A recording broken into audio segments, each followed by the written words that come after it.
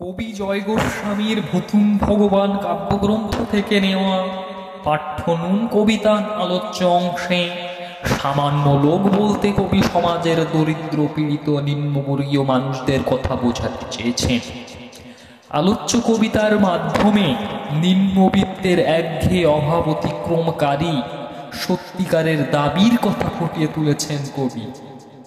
স্বাধীনতার পর হয়তো এরা স্বপ্ন দেখেছিল পেট ভরে দুবেলা খেতে পাবে, ভেবেছিল মাথা গোজার ঠাঁই ও লজ্জা নিবারণের ব্যবস্থা হবে, কিন্তু অবস্থার কোনো পরিবর্তন ঘটেনি।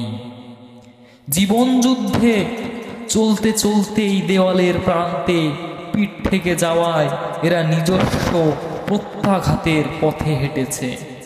দুপুর রাতে বাড়ি ফিরে ঠান্ডা ভাতে সামান্য লবণের বন্দোবস্ত না হওয়ায় ভেঙেছে তাদের সহনশীলতার বাঁধ।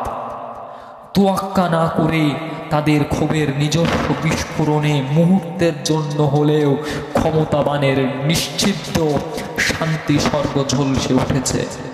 সারা জীবন এই শ্রমজীবী মানুষেরা অভাবে ধার দেনাতে জীবন কাটাতে কাটাতে ক্লান্ত।